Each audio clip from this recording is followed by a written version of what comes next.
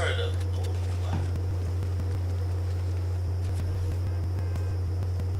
Oh wow. Oh, Spotify time. Okay. Alright. Jacksepticeye. Okay, this is a YouTube video. I expect these guys to be on there. How much they say Jacksepticeye made? 27 million? This nigga's a grinder.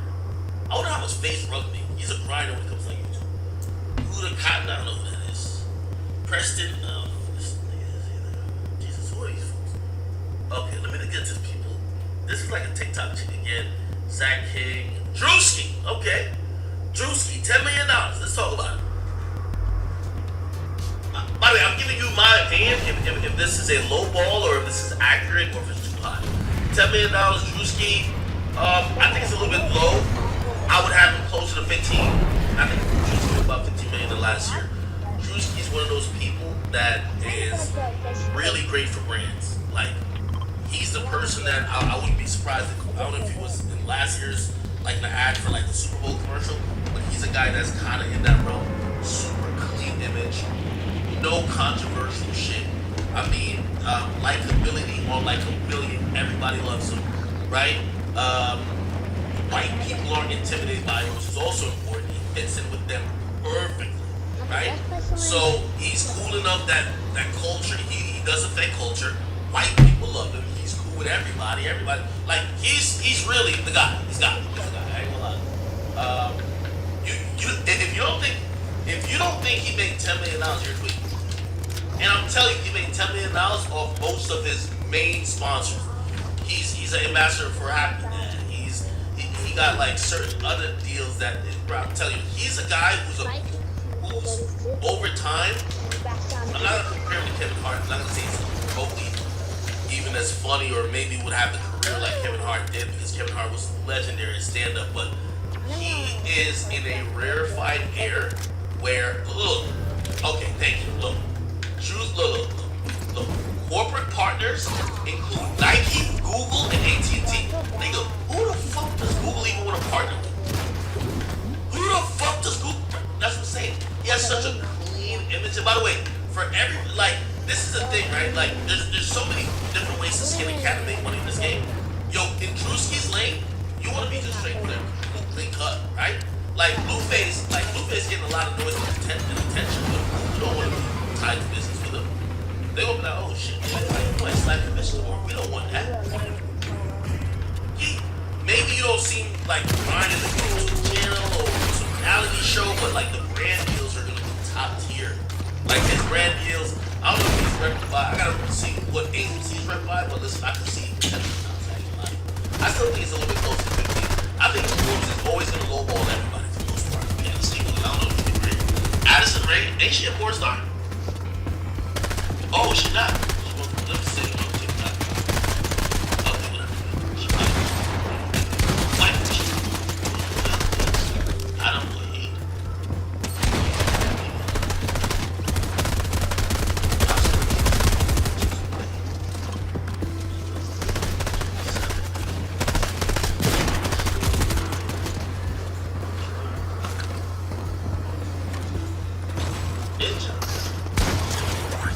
It's making that 10 million. I can see it. Marquise Brownlee. This nigga be getting kicked. I think that's this brother be getting kicked. I think he probably been on 10 M's in the last year. Bella Porch.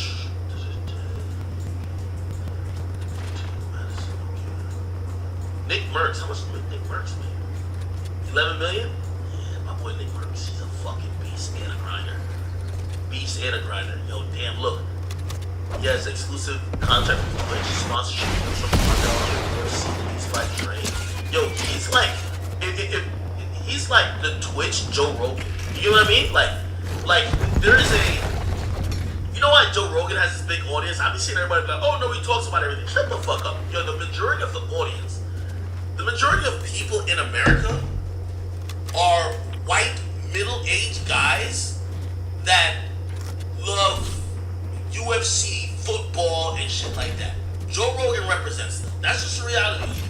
Okay? Unfortunately, the majority of men in the US ain't watching LeBron. I'm sorry to tell you.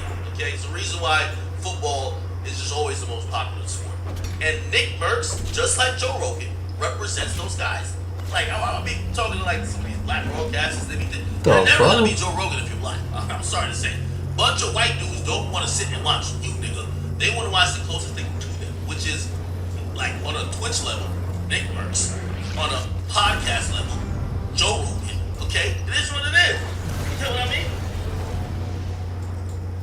Somebody said that's a 400-year advantage. That's what it is, bro. Listen, you gotta play to the demographics, bro. You gotta play to the demographics. I'm telling you, like sometimes culturally we make a lot of noise, but we're not the majority still, right? Oh, here's Kaiser.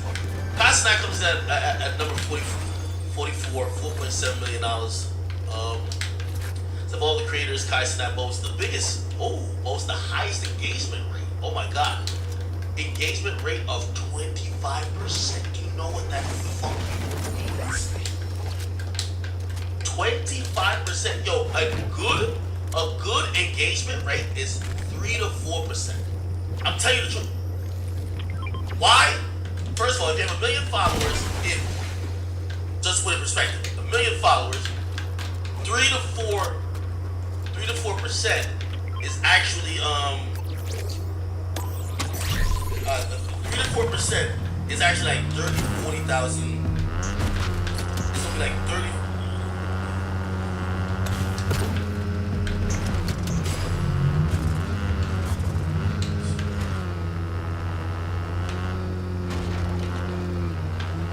Yeah, it's like 30,000. It's like 30,000 or 40,000 people, right? Yeah, 30,000, 40,000. Yo, when it comes to like Kai, if he has 1 million followers, that means a quarter million like whatever he got going on. Now he got 22 million followers overall, and a quarter of that. Let me look at that.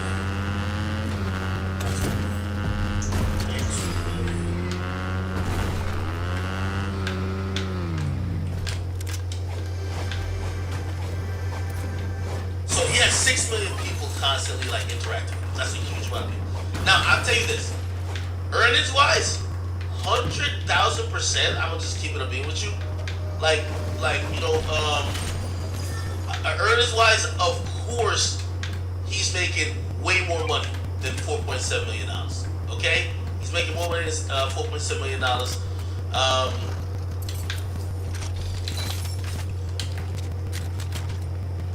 If we talk about $4.7 million, like just be honest with you, that's like what like me or Adam would make. You feel me? If we're talking about Kai Cenat, bro, I've heard some of the numbers. And again, I ain't snitching on nobody, but I'm gonna tell you some of the numbers. If Kai Cenat concurrently, right? Let's say he does that 24-hour stream-a-thon, right?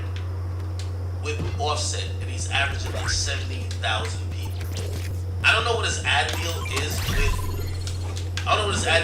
with Twitch, but I can definitely see him making close to $60,000 to $90,000. But that's a wild amount for one stream. Do you know what I mean? So is it math this for me? No, math this for me, nigga. I'm telling you, I'm trying to say this is a low ball number for Kai. $4.7 million is low ball. Kai makes way more money than this. No way. They brought them things back? Rates, the amount of niggas he constantly has on the stream, you look at his. Why'd they bring them back? For Halloween or something? Oh, I know, because they fucking brought that character, huh? Maybe Halloween too? $5 million after how he grew up. I'm telling you, be honest with you. Okay. By the way, yes, I have the power again. You'll be close to 10 million. Close to 10. Alright?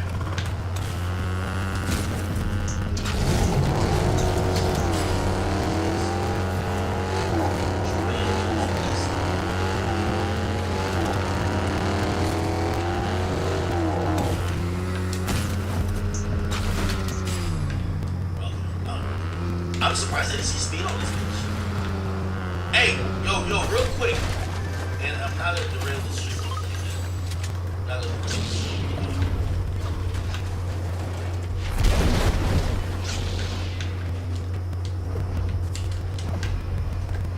I'm gonna go on Discord real quick. Yo, boom, I don't know if you're around. We'll pop him out. Pop in, pop him out. Somebody said Aiden? Yeah, that's another thing too, like, bro, without a doubt, bro, I know Aiden got tens of millions of dollars for it. That's why I'm saying this Forbes shit is not totally accurate. Now, here's the thing. Forbes probably can't confirm the amount that Aiden got paid, so they don't put him on the list. You know what I'm saying? Yeah. Yo, why they enjoy it, bro?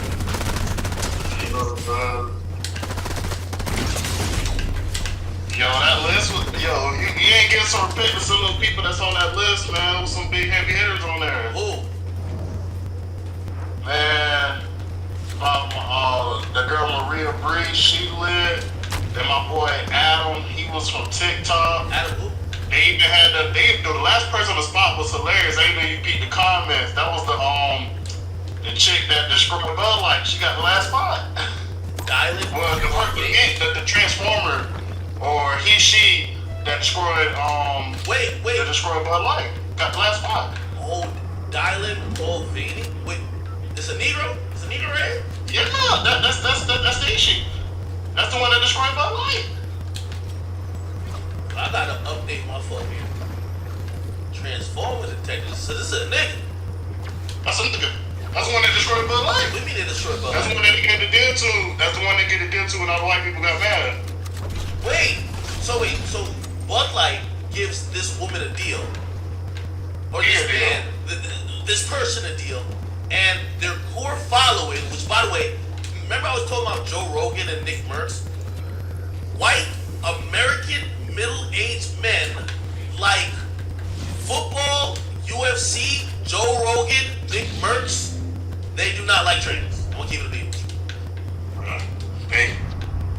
Oh, they love Budweiser too. She got canceled. She moved to like Brazil or something. Well, he moved to like Brazil or something to get away from all that hate. Oh, really? Yeah. Middle white America was playing that. They quit buying Bud Light. They quit buying Budweiser. They started buying Modelo's and Coors. Really? Wait, I never All knew the white boys that. drink now. Bro, yeah, I go to the bar and my white homeboys, but they don't even drink Bud Light no more, or Bud Light, or Budweiser products. Wait, is there a video where I could like watch this whole Bud Light? Oh, okay. How it happened? How Dylan Mulvaney destroyed Bud Light? Give me 1 second. Let me try to watch this. I always heard people talk about this. I didn't know what to talk. Give me 1 second. I'm watch this. How it happened, chat. Let's see this shit.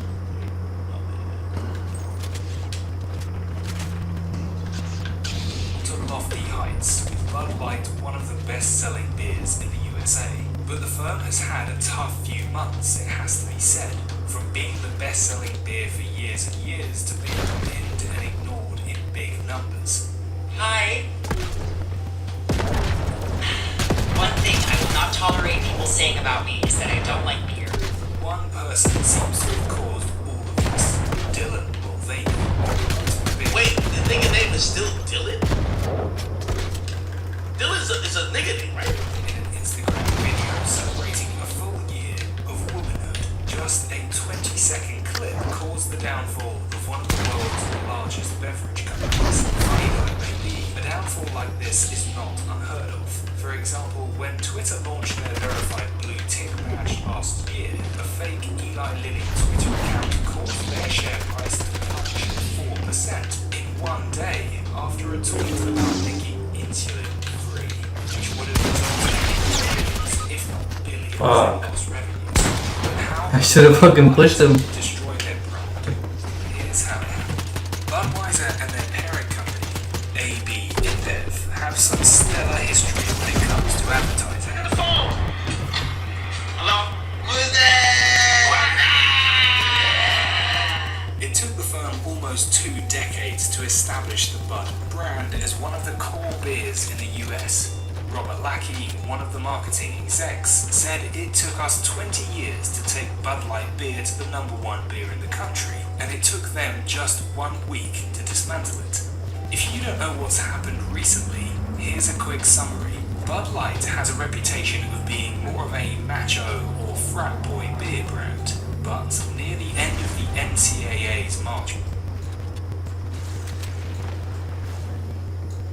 Oh, my bad. By the way, chat, I'm creating that lineage of what I'm telling you what that middle-aged white man likes. And you know what's also in that mix? For college age or working professionals in their early 20s is Barstool Sports. So, what's it, Dave Portnoy? All of that, that's white people shit. You know what I mean? I'm telling you, they have the biggest audience in the world. Madness. On April the 1st, no less, Bud Light sponsored Dylan Mulvaney, a transgender influencer with over 11 million TikTok followers and 2 million Instagram followers, to promote Bud Light on social media. This month I celebrated my day 365 of womanhood, and Bud Light sent me possibly the best gift ever, a can with my face on it. Check out my Instagram story to see how you can enjoy March Madness with Bud Light and maybe win some money too. Love ya! Customers saw this as a political statement of the company going woke, which saw swathes of people ditch the beer. Okay, so that's kind of what I was thinking. So, the fucking beer that was always like about like the macho man, or like just, you know, it was never political, it was just about, you know, first of all, it's hard to make liquor like politically correct, right? Like, I mean, liquor has always been the source of really a lot of like national laws, whether it comes to drunk driving or just even health in general. So to be woke with liquor is kind of an interesting move, but a lot of these companies these days feel they need to do that to get the favor of woke and the LGBTQIA plus community, just that they could, you know, feel like they're including everyone. But I think people who are down the middle of the aisle, they're tired of this shit. They're just like, bro, yo.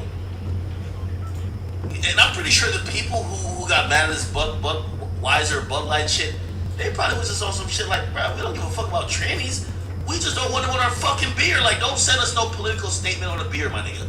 Make the beer good. Like, what the fuck is you talking about, right? I'm pretty sure that's the thing, right? And stopped buying it altogether. Others took a slightly different approach. Go woke, go broke.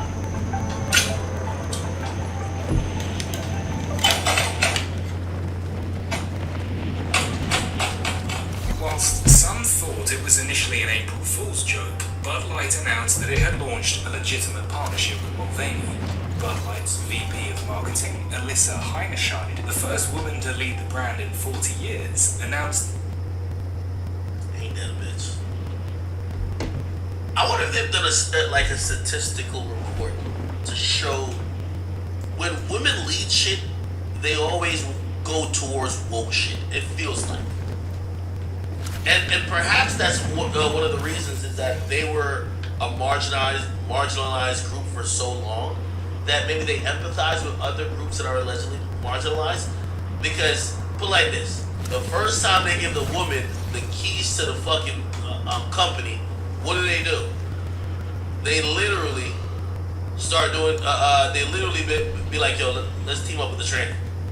this. Bud Light had been kind of a brand of bratty, kind of out of touch humor and What?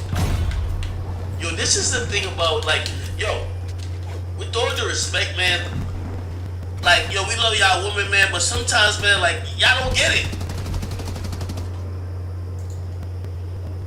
Certain shit are meant for masculinity, bro. Like, that's just for men. Like, bro, like, niggas don't want to drink White Claws. Like, come on, bro.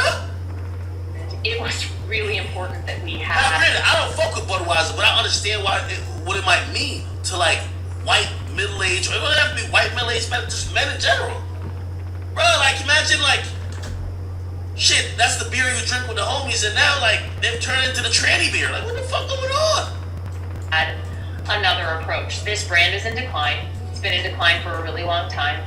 And if we do not attract young drinkers to come and drink this brand, there will be no future for Bud Light. So it has evolved and The craziest thing about this, and I know I'm pausing this a bunch, but y'all can watch the videos in entirety. You can watch, just Google it yourself. Percentage of transsexuals in the United States. This is why, like, this whole fucking conversation is like fucking me up. What's the percentage of the U.S. population that's transgender? It's 1%. So this woman, you just heard what she said. We gotta start attracting the young people. My nigga, it says 1%. My How nigga. about y'all start saying, hey, let's get some rappers on this shit to attract a bigger group, which is black people. Black people like about 14% of the population now. How about y'all do that? No. There are folks, this is why people think it's an agenda. Y'all are trying to attract the 1%.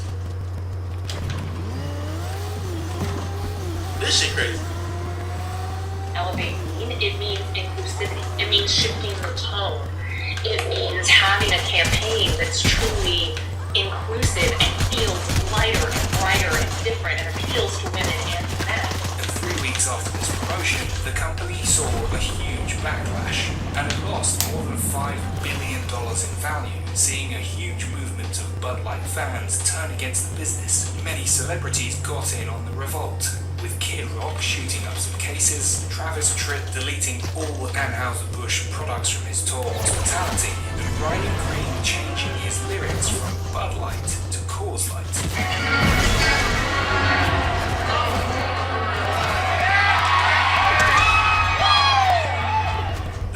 Saw bars and clubs notice a drop in sales overnight, which has affected the firm's bottom line and shown that consumers can still wield influence over a company in opposition of a woke movement. But how have Bud Light responded? Well, executives have suggested that they never actually partnered with Mulvaney, and Anheuser-Busch global CEO Michel Doukeris said there was too much misinformation and disinformation spread as they never planned to roll out Mulvaney face cams across the US for the public, and that this was just one post. Is that they also sent me one can with my face on it. You might have seen it.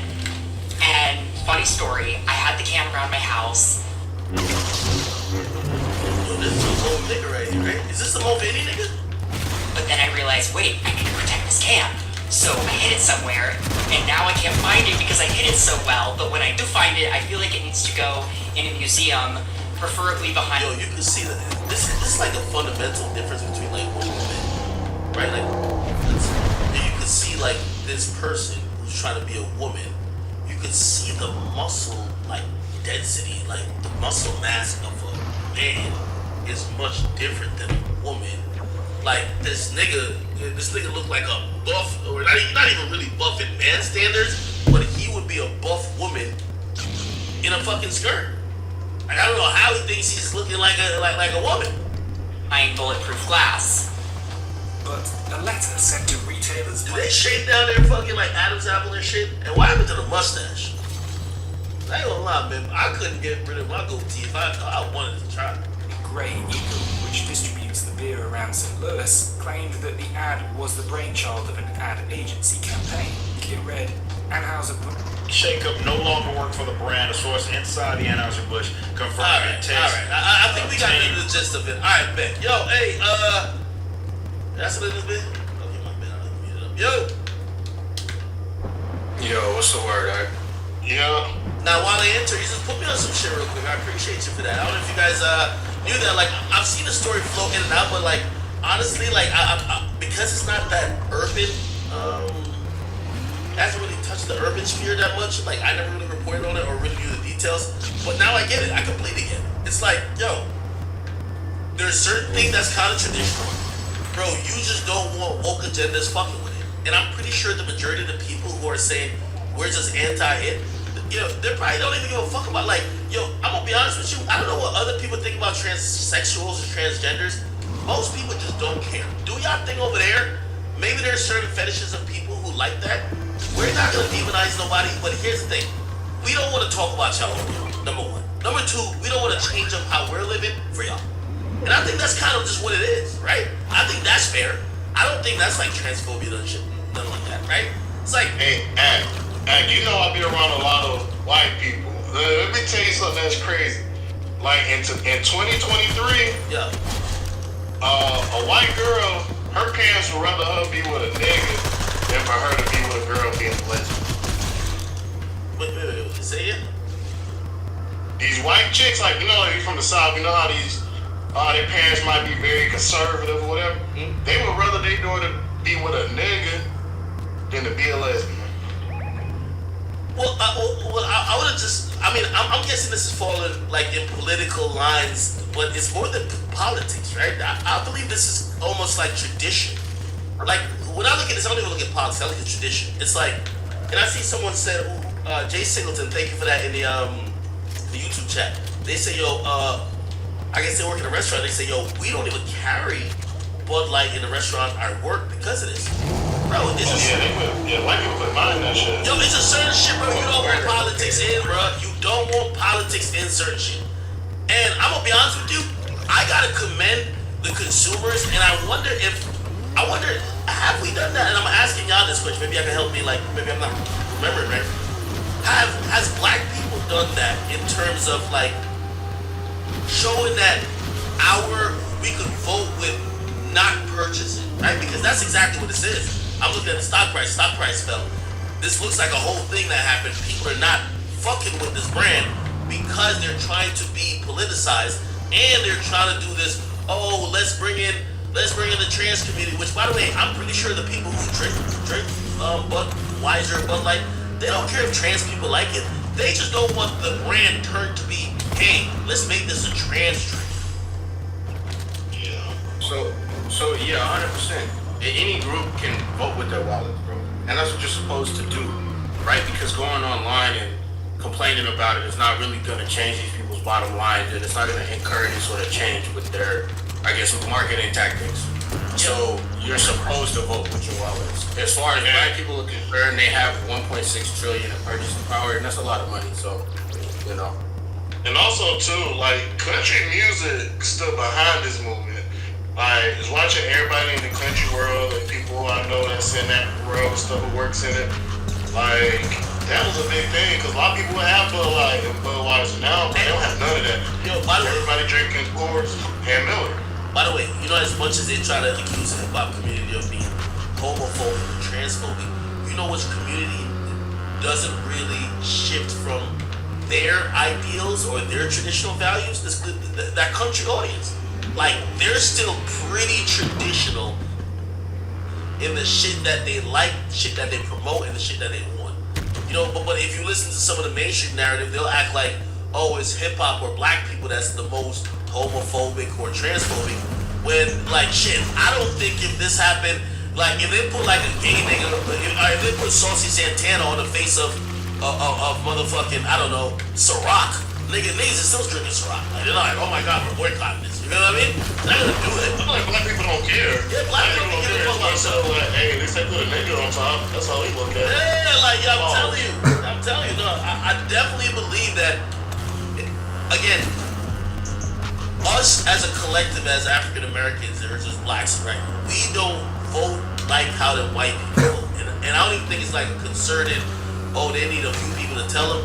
I think that just offended them to their fucking core.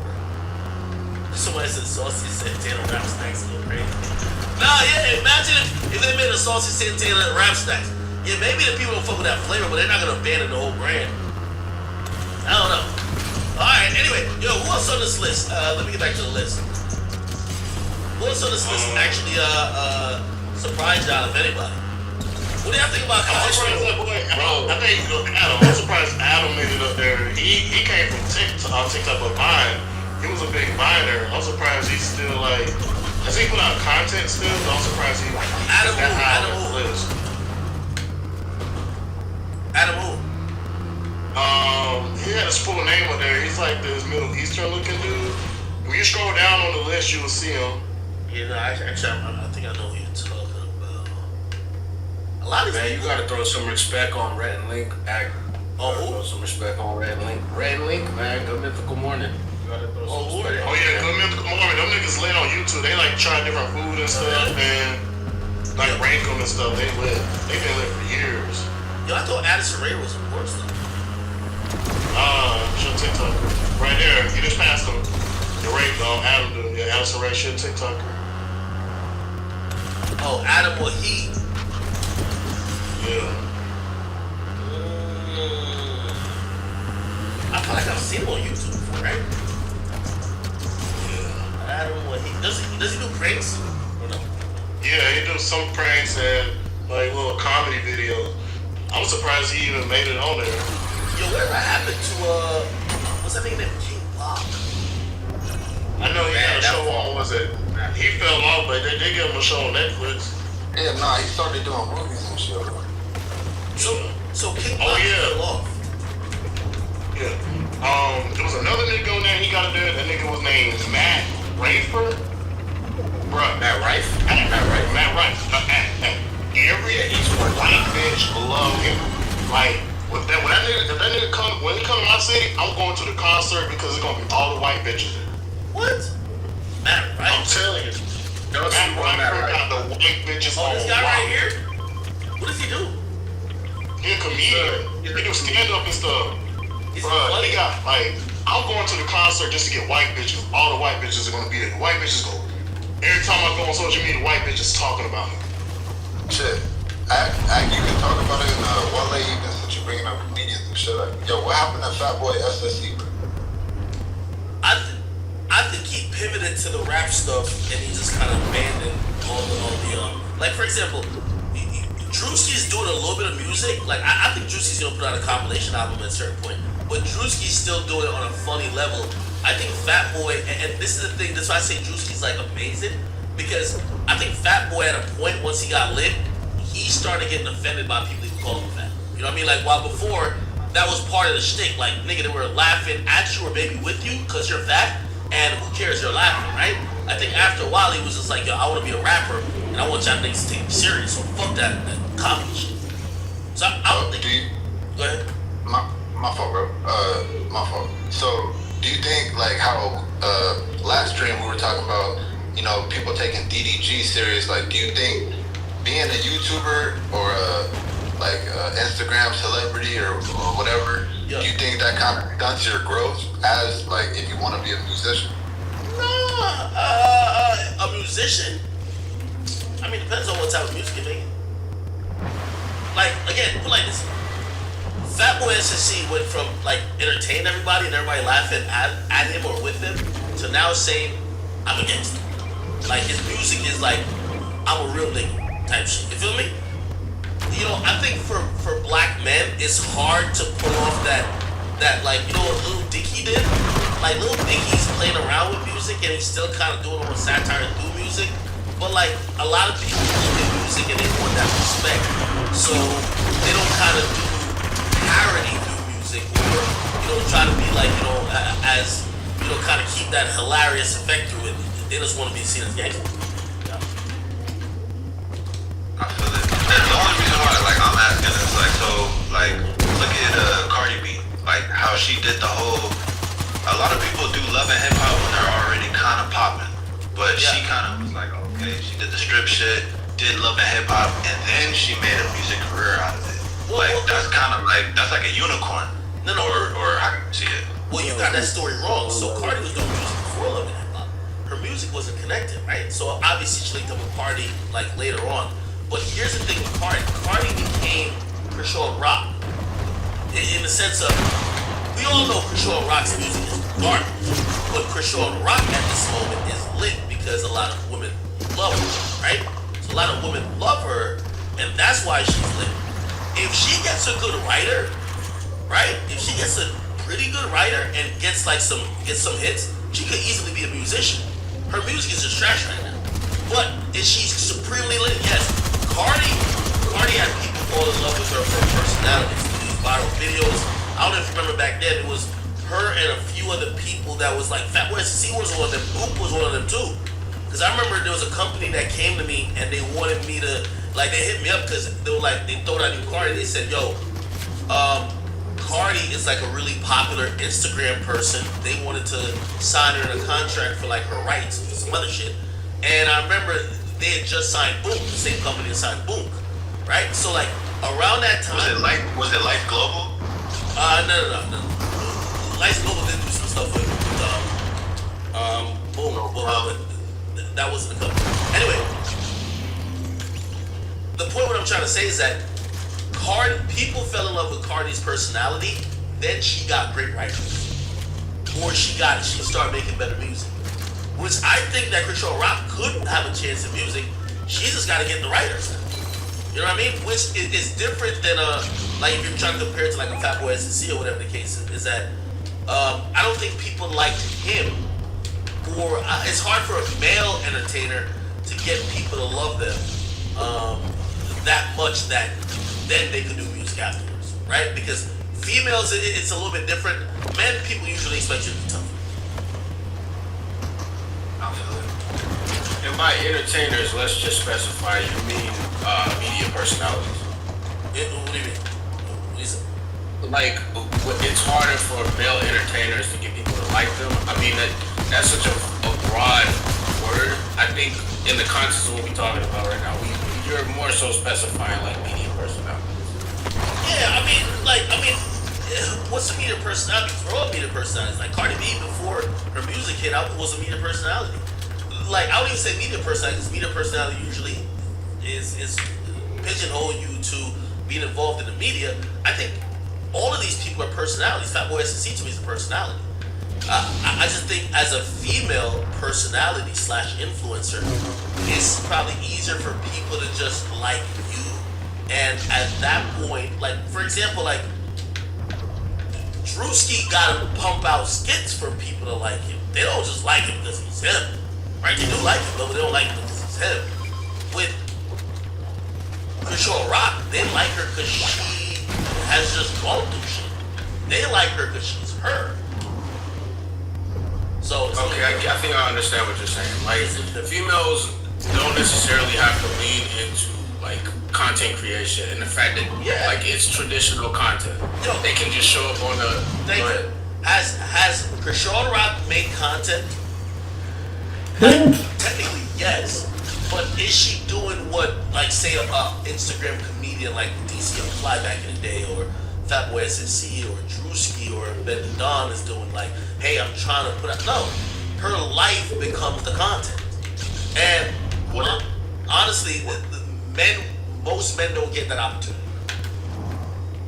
What if what her and Blueface are doing, it's not easily like ingestible, like we don't like it, but it's still like it's content, bro. Like do we like it or not? No. Like even in your comments, bro, people are like, one of the most liked comments is, all the information I've learned about these two has been unwillingly. Like, is it working? No, it is content, but here what I'm trying to say is that for the majority of people, if you ask why are they liked or watched, it's because they're doing something that seemingly is a skill. People, like it has some sort of entertainment. Yeah, usually with these baby mamas, and that's where Shadu comes in. People become genuinely invested in their lives, which means you're not even trying to make content at that point, right? Like you're gonna have birth to a baby, and they want to, like, I could imagine the first time the fucking baby talks is viral. Like that's just natural shit happening. So people are just invested in that woman's life. You usually don't see that with a dude. You gotta have some type of talent, and that's just reality. Anyway, damn, it's Matt Rifley. I gotta go check out his comedy. So he does stand-up comedy on YouTube or something? He got a tour. So the thing about, he recently was talking about, he was on, what's that nigga? He was on Theo podcast. He was saying, he picked about it on like his promos for his concert. Like the Against Live Nation didn't believe that he can like sell out tours or whatever. So he started doing a small tour. So everywhere he went, he started like selling out his tours, and so he ended up getting a lot of money because he's doing it independently, because none of these big touring companies didn't believe him. You found out about it because you love white girls? Bruh, I ain't gonna lie, bro. All these at one point, it was like, oh, did a show up in like Connecticut or something. I got a couple white girls, all of them was talking about it up there. Interesting. All right. Other than that, I mean, everybody else seems to be kind of normal. KSI, Mr. Beast. All right, whatever. Chat, we'll move on from this pocket watching section. I'm gonna mute him for a second. I'll be back on the Discord in a little bit. All right. All right, chat. I've been getting a lot of people actually hitting me about this, and I think people want to have like a deeper discussion about it. I don't even know if it really requires one. But chat, let me see. Let me go to my page, and if you go to my Instagram page, you will see a video of NBA YoungBoy, and let me just play it. Cops, nigga, check out how I got that guap, baby. Come on, stop, nigga. Push your bag of that Glock. Hit him, have his body tweet. Real gangsta, all fake killer. Tell him fuck with us. Hey, I'm from with that front, nigga. Wondering if we split him. Okay, so this is like an upcoming song, or I believe a song that's just got released. And if you didn't hear the lyrics real quick, he says, real gangster or fake killer, just tell him fuck with us, okay? And that seemingly is responding to, maybe Trap Lord Ross's documentary, which was a 6-hour documentary titled NBA YoungBoy, Real Killer or Fake Gangster. And, a lot of people are wondering, like, damn, did YoungBoy watch it? And I'm here to tell you, of course he watched it. Like, you know what I mean? And I'm not telling you because I know, but I'm telling you because I know rappers, you know what I mean? Let me tell you this. The majority of rappers, actually all rappers, are usually self-obsessed. They watch every little thing people say about them, whether good or bad or ugly. And I can imagine he watched it. Now, is he going to comment on it? I think he actually dealt with it pretty good. Shit, he could have overcompensated and just wilded out. But shit, he just said, alright, real killer, or what he said, real gangster, fake killer, just tell him fuck with us. Let's see what's up. I thought he kind of handled that well. You know what I mean?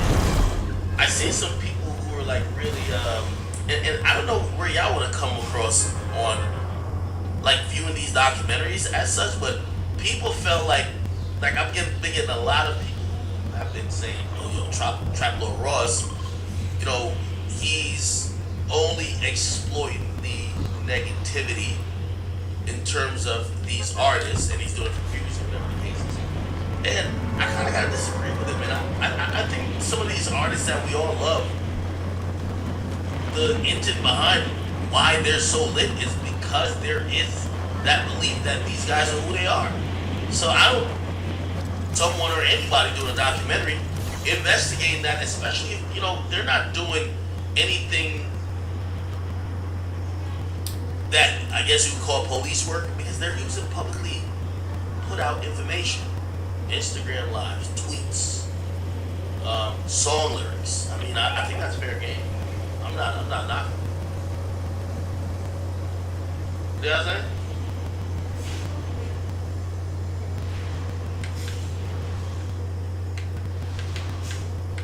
Somebody said, nigga, you're saying that because you used to do the same shit? Nah, not even, bro. Not even at all. Again, I don't knock documentaries like these. I think these are the real depiction of who these guys are. And I'm gonna be honest with you. These guys, they would not sell as much if there wasn't an image associated with the music they're making. And I think somebody or anybody looking into their image to see whether they're faking, frauding, or having some interest in that image at all, I don't think that there's a problem with it. Why the fuck there should be a problem with it? These guys are selling millions of records. Like, you can't tell me that because you're putting out a killer persona and you're selling millions of records partially because of it, and nobody can talk about you having a killer persona. I don't like, come on now, we gotta be fair about it.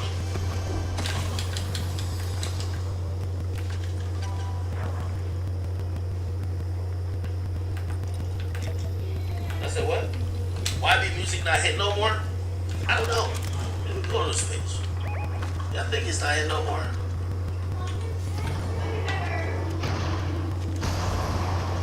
He deleted his. I guess you not. Yo, what's this dance called right here? What's this dance with this nigga do called? Ain't no surrender, killers, we for no eyes. Street life is a great way for this escape when it's late at night. Fuck these pussy niggas hating on me. I said this is my testimony. I gotta keep my weapon on me. I'm fighting, but I gotta keep attention on me. I can't run $90 on me. Bitches on me know I can take you home with. Interesting. Okay. I'm gonna be honest with you though. I have been hearing that people have been looking. Anyway, people have been saying that NBA YoungBoy music is hit different, which by the way, I keep telling y'all, music is so much about perception. Ever since YoungBoy started hanging with code and painting his nails and doing a few questionable things, and also his last album didn't sell good, his fans are like waking up from like a crazy nightmare, or not a nightmare, but a dream. And it's like they're listening to the songs, but like the imagery isn't connected. So the imagery ain't connected no more. They're wondering like, is he the guy? And I think people are having a different take on his music. Well, about a year ago or 2 years ago, and yo, was a part of the song, things would be like, oh, this is fire. This shit smells great. This shit smells like a hit. But now I'm starting to see people kind of doubt YoungBoy, and I do think it's because of his actions. I think he just genuinely feels like he's bigger than the program, and none of these artists are bigger than the program. Okay, you're not bigger than the program where you can act how you want to act or do things that go against your audience or what they perceive you to be, and think they're gonna still consume your music at the same pace. That's not what it is. And I'm gonna be honest with you. Tell me if I'm wrong. Tell me if I'm wrong. I believe this. I've never seen people more critical of NBA YoungBoy music more than now. Never. I see fans. I see his own fans. Like I know he deleted all his posts, but if you saw the posts that were up there in the comments, people were killing him. Like, yo, bro, I don't know about this shit. This shit kind of. And before, like about 2 years ago, it was the YB Better era. It was like, oh, he can do no wrong. Tell me if I'm wrong.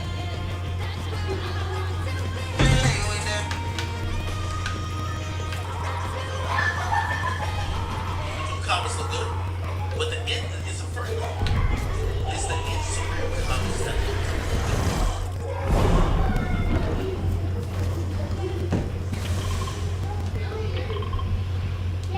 Why is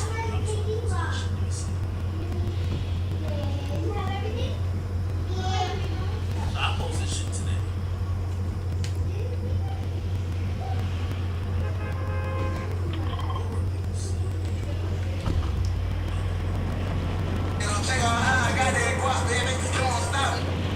Not gonna lie, YoungBoy don't hit us. 6 hours. Niggas ain't been saying why we been. That's a fact. I'm gonna be honest with you. I'm gonna be honest with you. By the way, I think YoungBoy is such a perceptive artist. Like, I think he's a smart artist. Like, don't get me wrong. He's a really, what I mean smart artist, he knows how to manipulate and he knows how to affect and control the internet without seeming like he's doing it. And I know he's noticing this. I absolutely know he's noticing this, right? Like, look at these comments. The song sounds good over here. This nigga YoungBoy making the same songs for 4 years. I think people listen to this. By the way, I just think people not being fair. Bro, I'm just dying. But you know, I think YoungBoy did that fucked up. YoungBoy thought he was bigger than the program. He started doing this little weird shit that his fans was just like, damn, like they were trying to defend it till he went too far. Like, you know, all right, okay, he painted his nails, okay, he's twerking, like they got to the point they were like, you know what I mean? And what I believe is gonna happen, I think YoungBoy's gonna double back down. Because I don't care what he says, and then these artists will be like, oh, they don't care about, they can care about the audience, they care about what you say. Some people do like, you know, bag that, hit them. This is hard. I don't know, I kind of like this. See, that's what I'm saying. This song good, y'all tweak it. What in the fuck did he say? All right, YoungBoy better than Drake. See, we don't see as much content as this. People do like it though. You still stopping the violence. Also, I think that fucked you. That fucked you.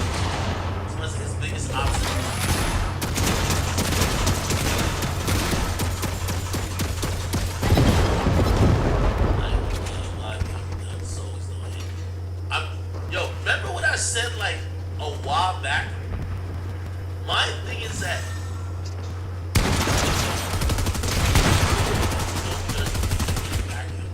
they judge it on momentum. They judge it on what you're doing in the press. They judge it on the feeling and sentiment of how you spend the time.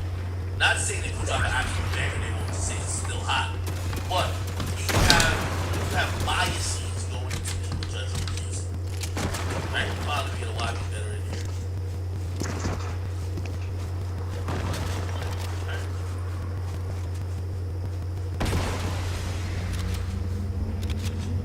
Also, we gotta give YB a little break too, man. The niggas on house arrest.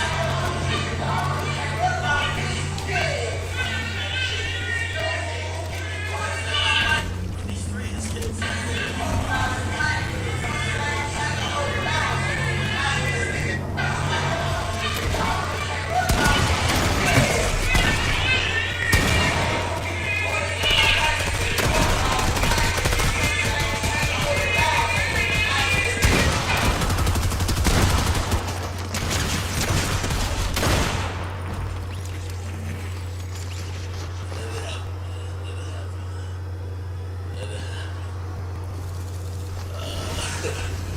Somebody said the crazy part is this is exactly how they thought YoungBoy played with his kids, just like this.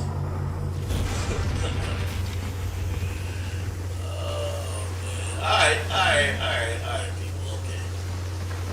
Lil Tay's back in abuse again. So Lil Tay posted on her Instagram today saying, my abusive, racist, misogynistic, woman-beating father actually faked my death.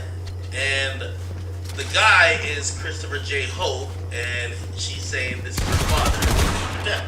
Now I'm gonna do a little Google search and try to figure out what's going on. Let's see. Christopher J. Is this really her father?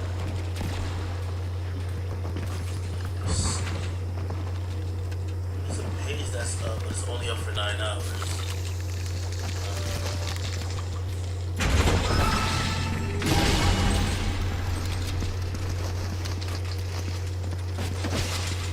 This is the picture. Apparently, this is that Christopher nigga's page. This is a picture of when my baby's video didn't go viral. Nobody's assaulted her. Kay was extremely rude about it. Sorry to all the people who think I hurt Kay.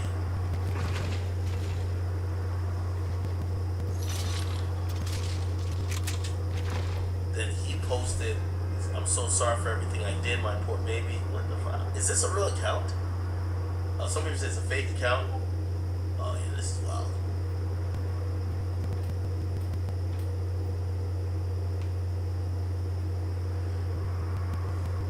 Is this Lil Tay? This Lil Tay, her brother, the wife, and the dude?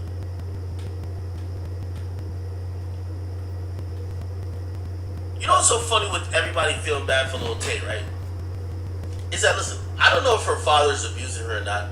Clearly, we've seen some things that may have, it looks like the family might be suppressing, her ability to speak out about certain shit. But let's be clear.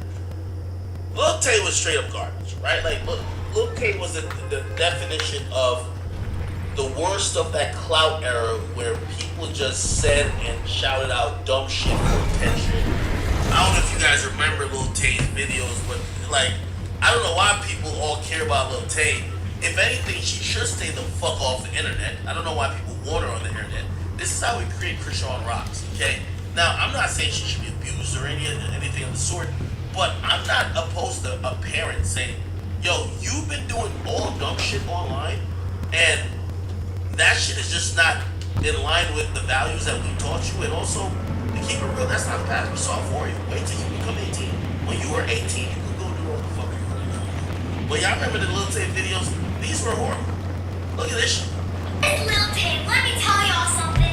This shit costs more than your rent. My toilet costs more than your rent. Everything in my bathroom costs more than your rent. And see, this is my closet. Everything here be designer. Gucci, Louis, Versace. And also, when I was 6 years old, I lived in Atlanta and I was broke as hell. But one day I woke up, I said to I'm sorry. I agree with the parents. Get her ass offline, man. myself, I ain't gonna be so many people have so much pity for her? Like she was doing all dumb shit. Again, it's not like I'm hoping she's not hurt clearly, but I don't think that the world misses Lil Tay doing this dumb shit. You remember her and Bo Vicky? They were like walking like fucking like they were walking sped victims. Like these people like it's like they're in the Special Olympics, bro. Like two dumbass motherfuckers who do dumb shit. I'm not mad that she's not online doing her bullshit, and I don't know what she's doing in her personal and private life, but again, she's a child, and I'm sorry, I'm gonna lean on the parents. The parents are gonna be weird. I think that child protective service. I think that might be in Canada. I don't know. Whatever child like protective services like organization should take interest in that if they're being abused. But I'm not gonna be sitting here saying we need Lil Tay back in the world, man. We have a lot more shit. Like people won't admit that there was a really bad era in social media that we hyped up a lot of people that were degenerates and fuck ups and they only fucked their own life up. Look at Bo Vicky, who was talking about she was black. She's on baddies getting beat up by Krishan, and now she's talking about she's Muslim or some shit like that. Like she's now like she's changed her life and she's denouncing all the things she used to do. John Gabbana, who used to go by Boom, he used to terrorize everybody on the street, break all type of people's shit, cause all type of damage, ruin a lot of hard working business owners, like pop-up shops on the side of the road, and then after he gets caught and locked up and gets hooked on drugs. Now we're supposed to just feel so bad for him because he's saved again? What about the victims of these people, right? Again, think about Woven the Great. Think about what's the other nigga name? Bro, these guys they needed help and people exploited them for dumb fucking reasons. And the fact that, by the way, I keep hearing about these stories about Woven the Great, like in Vegas passing out or in fights, or what's the other nigga name? There's another nigga who was in the mix. These were all people who were mentally ill that whether obviously we laughed at it, but in hindsight, knowing that they're no longer relevant and they're back to the reality of of facing these mental illnesses, and most of them never made no money to begin with. You get to realize that was a fucking horrible era in social media. We don't need Lil Tays back in the world. We don't need Welvin the Great. We don't need more booms. Oh, A-Town, that guy, right? We don't need these guys. But let's be honest. Like, we laughed at these people until these people basically were out of sight and out of mind, and then they got mistreated because usually was a handler in the cut that was just making all the money, if there was any money, off of them. They never benefited from it. They were being exploited. And again, it all came to an end. So, with all due respect, obviously I hope Lil Tay is alright, but listen, man, wherever the hell you've been at, stay there. Okay? Hope you're not getting abused, but stay there. Welcome to Great. I hope people could, exercise and help you. Whoever was trying to exploit you back in the day, they should help you. It's crazy that nigga, how did Welcome the Great never get his teeth done?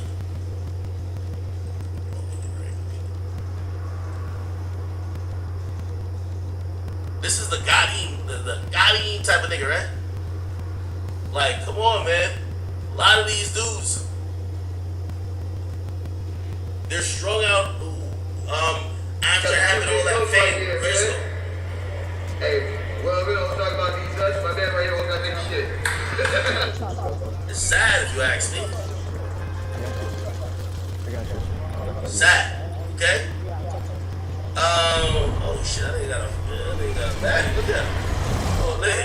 But still, we don't need to go back to this era, man. Look at this shit, right? Nigga look like a straight up piranha, my nigga. Oh, nigga. Bro, we don't need to go back to this era. We don't need Welcome to Great back. We don't need these special and motherfucking like influencers back. That was a very sad time where and I still think we're in that time because Krishan Rock was them too. Krishan Rock ain't all the way there, and we laughing at her pain and her misfortunes as well. So I'm not gonna act like we're like a higher horse, but at least she's not like Welcome to Great and A-Town. Like, she looked like she was a little bit older. Have y'all seen Krishan Rock before she got famous? Krishan Rock. She used to do like track or something before fame. Like, look at this. It's like her type shit. This was her. It's like an athlete doing her thing. You look here, she looks like a pretty nice looking young woman. These days when I look at her, like, shit, I ain't gonna lie, over time I gained weight, and obviously I've been drinking Henny. I never look at how she looks like in most of these pictures, and then, she started drinking Henny every day with her face, her cheeks swole up and shit like that. But yeah, right here she was looking pretty good.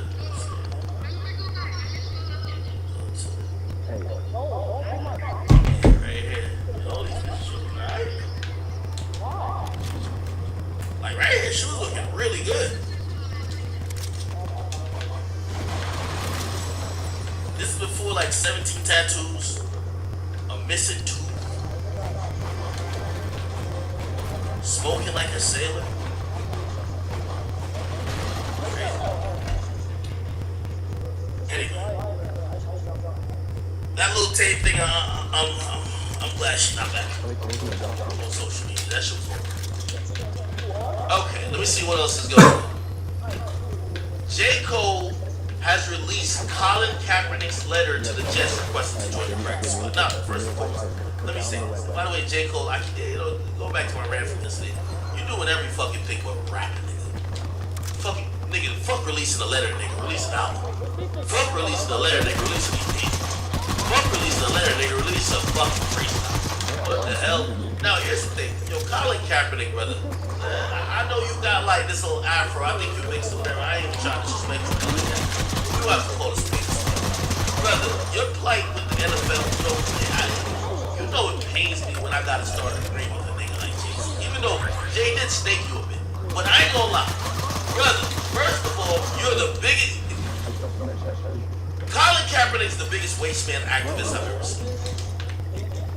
This nigga, he's been having a mute, silent protest. I've never heard this motherfucker talk. The nigga kneeled for 5 years and never said a fucking word. Never gave no direction, I've never even heard an interview. Only thing I remember this fool doing is being in a Beats by Dre commercial. Wasn't talking to that neither. He just had the headphones on. So this nigga got the afro going on. Here's my problem. No real activist leader like that. Whatever. By the way, Colin Kaepernick, we're back to watching the NFL. Kick rocks, nigga, okay? No, there's a time that I go, black people should watch the NFL. Kick fucking rocks, nigga, okay? Here's the thing. Colin Kaepernick got paid years ago on a settlement because, let me actually read why he got. But my whole thing is, I don't know why it still becomes news that this motherfucker can't make a team. Nigga, you got paid because you didn't. Colin Kaepernick settlement. He got a settlement. Look, they paid him $10 million for a grievance, right? They.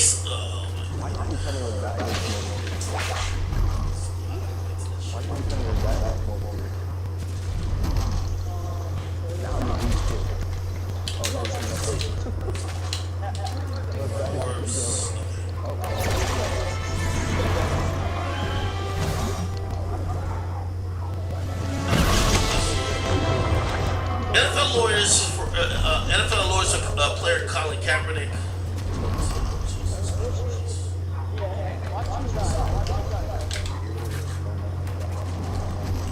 Okay.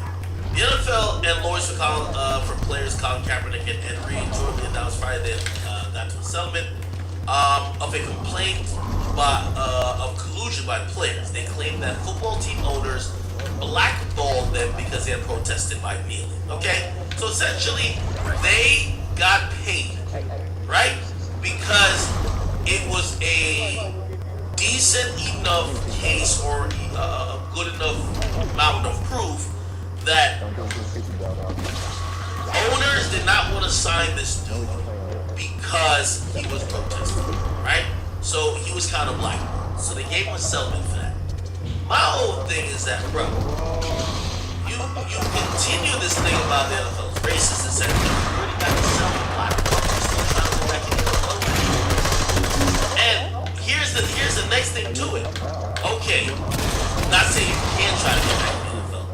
But for subsequent rejections, if they don't want to put you under condition, we're not riding for you. I'll be honest.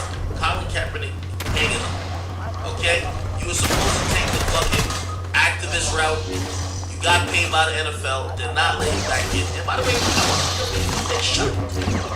Nigga, if I had an employee, let's try to put this on like the understandable level. I don't know, like we have a business store, right? It's a bunch of Walmarts. I own all the Walmarts in the Northeast. You own all the Walmarts on the Southeast. Another person owns it in the Midwest. Another person owns it on the West Coast. If a motherfucker won a settlement from us, and we had to pay millions of dollars because it could be discrimination, it could be anything, but we had to pay you, right, for you to go away or shut the fuck up. We paid you to settle. Why the fuck is you coming back here to apply for the job? Nigga, we're not hiring you again. Last time we hired you, you sued us. This is the thing, and like people keep acting like and talking about the NFL like it's like, you know, it's a right of Colin Kaepernick to be there. It's not. If I'm one of them owners, like granted, obviously I wouldn't be a part of anything blackballing a black man for kneeling. I wouldn't be a part of that. But the principles do exist. If you sued us and we settled with you, like if you sue CVS after you got fired and CVS paid you a settlement, you can't go back and file another application for employment. It's over, nigga. We're not hiring you. And I think that's where Colin Kaepernick said, bruh, you need to go find another career either in the XFL or whatever league that motherfucking Antonio Brown is rocking in, or go overseas, or I mean make your own shit. But I don't feel bad for you when, you know, look, let's get back to the original article. The original article says J. Cole releases Colin Kaepernick letter requesting to join their practice squad. Bro, we paid you something to go the fuck away. We're not letting you near the team. Let's read this letter. And this is from Colin Kaepernick. Okay, apparently he wrote this to Joe Douglas. I think that might be the owner. In great spirits. You were my dream before I even knew there was a you and me. Despite the less than ideal start to the big season, I'm wishing you, your staff, and the players a great game this weekend as you look to bounce back. I'm writing, of course, in response to the unfortunate loss of Aaron Rodgers.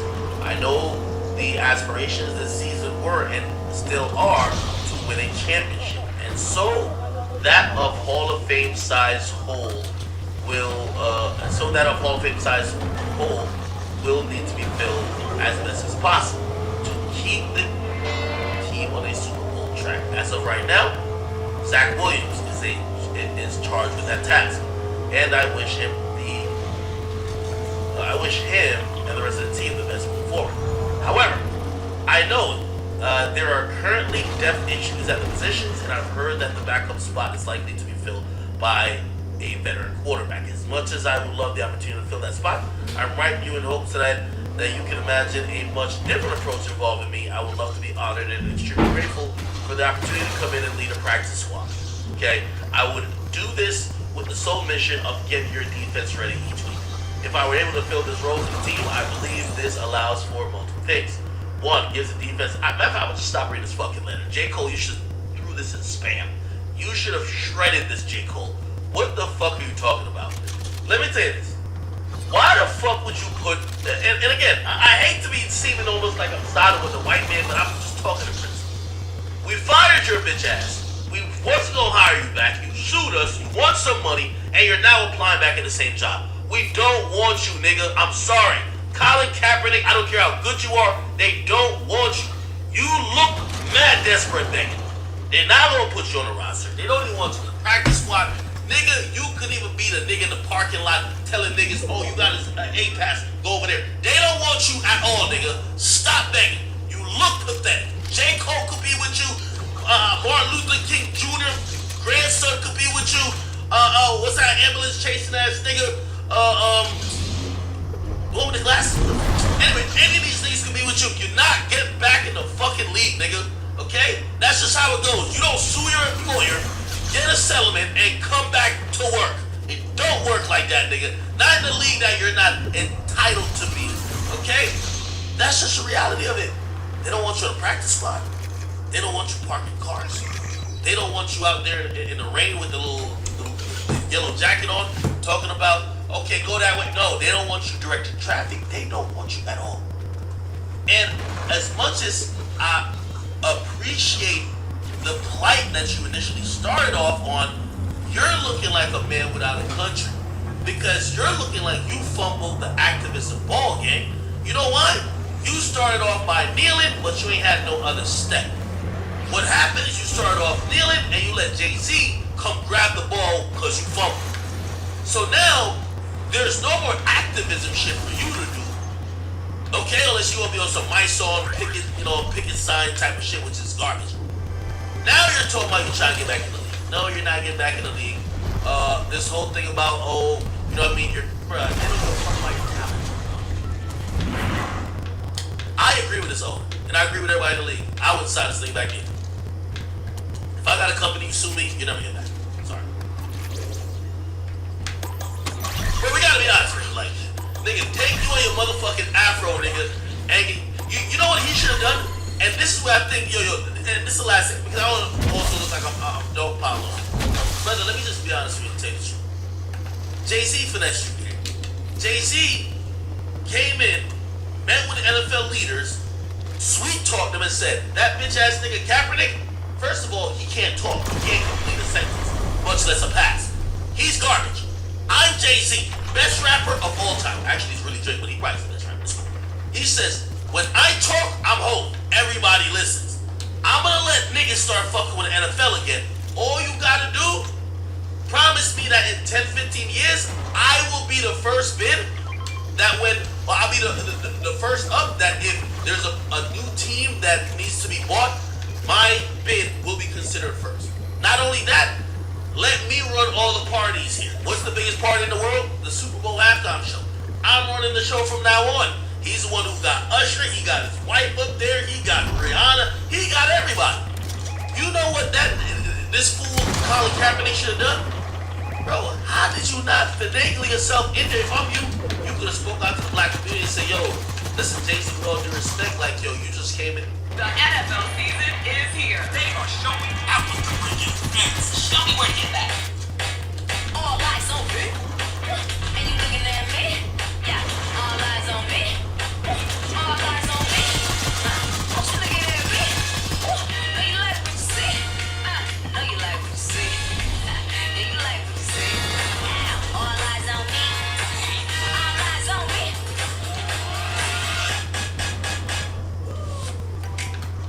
Valvoline Full Synthetics offer 24 times stronger protection against engine-killing contaminants than the industry-leading synthetic to ensure your car still runs like new, year after year. Get 24 times stronger protection with Valvoline. Here. We ain't giving a fuck about J. Cole nor Colin Kaepernick, okay? I'm sorry to tell you. I don't care who you got on your side, nigga. We finna get it in this year, alright? Yo, I got that nigga, what's that nigga name? Yo, the Dolphins, Tyreek something, that boy going crazy, okay? I ain't gonna lie, I got the Patriots defense on my shit is great. Fuck all that shit, nigga, you ain't get back on the practice squad at all. Nigga, if you, listen, you know what you could do? You could go be the fucking football coach for future junior, okay? You could take out Russell Wilson's spot, and while Russell Wilson's actually in the league, actually losing them, you could be the dude who's throwing the ball to future junior. Okay, teach him how to do it. But NFL's done with your ass. You got yourself and get the fuck on out of here. Sorry to tell you. Alright, let's keep this shit moving. Chad, some shit ain't about black and white, man. It's about logic and that. You're not gonna sue my company and come back here. How could I trust you to work here? You know, listen, just think about the optics.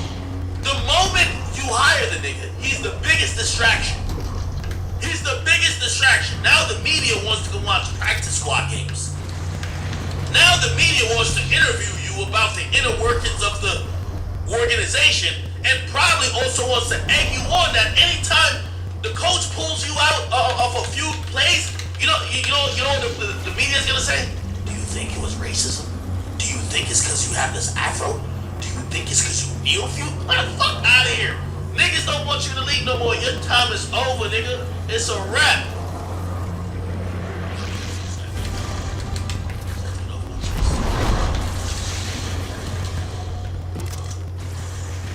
What else?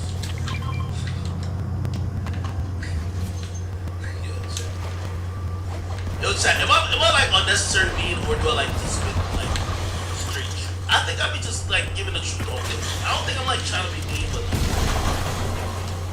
like I fuck with Captain.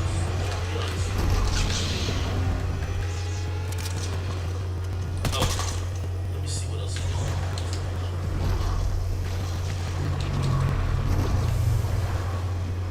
on. Oh, we'll talk about the gang shit. Give me a topic, man. Holy shit. We only been on for 2 hours. Y'all want to get on with this shit? Come on.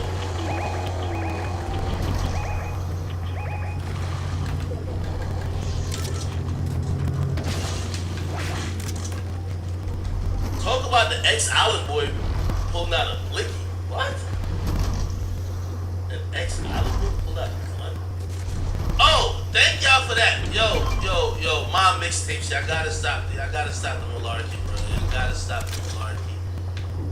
You see, like, with all due respect to my mixtapes, talking about Lil Durk is following Gunna again. This was a Gunna topic I was talking about. They show that Lil Durk is following Gunna. Like, come on, bro. Like, bro, it takes 2 seconds. 2 fucking seconds. 2 seconds of just, like, Googling. Like, I talked to Durk about this, and Durk literally showed me his phone. He never unfollowed. Okay? Lil Durk, academics, Kobe. He never followed it. Like, right here. Yo, Durk, he played my games. I play my games too. No, I'm saying I never said no name. Right. So if I make a rap and say what I say, you gonna say, please do not play that little boy in the club because we don't listen to raps. I had a hit song. But this is what I fucking no. Why you don't follow? He took his phone out and hit song. Got a hit song together. Took his phone out and showed his followers.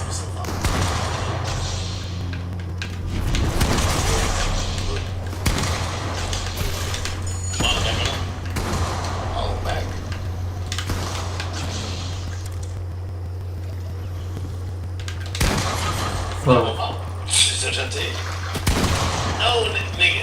No, I'm following him. Never followed him. What? Do you think that he never followed him? There's a part of the interview that actually got cut out by his request, actually. And he said it was other rappers who did. I can't just mention those rappers. It's like other rappers said they unfollowed Gunna. I guess he wasn't trying to mess with time. She was like, yo, it's like y'all keep confusing me when other people said it. I didn't know follow the nigga. I still follow him. I'm not the nigga. I'm not the Instagram nigga like that. But I'm gonna be honest with you, like I ain't fucking with him. He still ain't fucking with him. He just ain't gonna follow. I think my mixtapes is kind of making it seem like oh, okay, there's a light at the end of the tunnel. Again, I talked to that nigga Durk. Man, that nigga Durk had a tear in his eye when he was talking about snitches. Man, that nigga hates snitches more than anything, man. Alright, what else? Oh, Ari and G. Holy shit. Thank y'all for that. Okay, so Ari, like to me, Ari is like the newer version of like Black China and like what's that girl name? Amber Rose. Except I think